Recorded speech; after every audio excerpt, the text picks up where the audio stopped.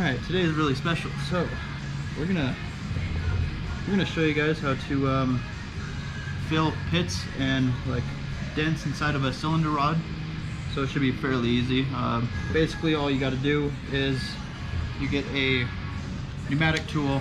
It's got like a little Scotch-Brite pad on it, and pretty much you just have to buff out the high spots on the dent part of it, just like you see here. So knock off the high spots, clean it up, maybe with some carb cleaner or brake cleaner, whatever you guys have that uses to clean it up. After cleaning it up, you want to mix up some JB Weld and put it inside the hole. You don't want it too high. I'll show you how to do it. You don't want it too high, just so you can spend less time sanding than more time sanding. So other than that, go ahead and get started.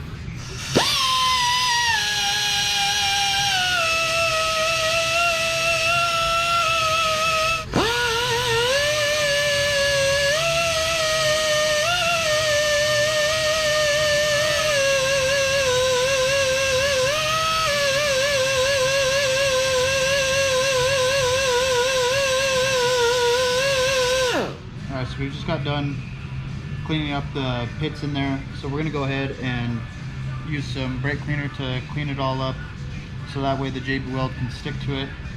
After we clean it, we're going to go ahead and mix the JB Weld together and apply it to the pits, and I'll show you how much you need to put on there. It's not much, just enough to fill in the divots, and then we got to let it sit for 24 hours before you can go ahead and sand it, so that way it can harden.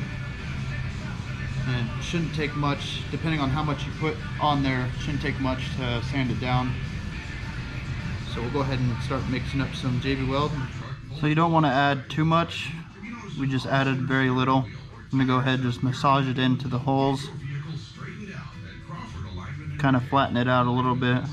So for instance, this pit here, just put a little dot on there. Massage it in, add more if need to be. It can affect our first impressions and influence self-worth. There are many ways to improve or get a new smile.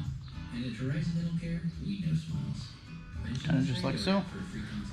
So you just do that a bunch of times on all the pits that you have in the cylinder rod. For example, this one has a lot, so it's going to take me a while to get through all these ones. And then after you have it set like this, you just go ahead and wait 24 hours and then sand it down. You want to put minimal pressure pretty much to sand it down as you sit here and do this with the sandpaper until you start seeing the surface a lot better, so that way the seal can glide over it pretty easily. This is kind of a cheaper way than to get your rod re-chromed. We haven't had any issues putting this stuff on, so we've been going with it. So kind of just like that.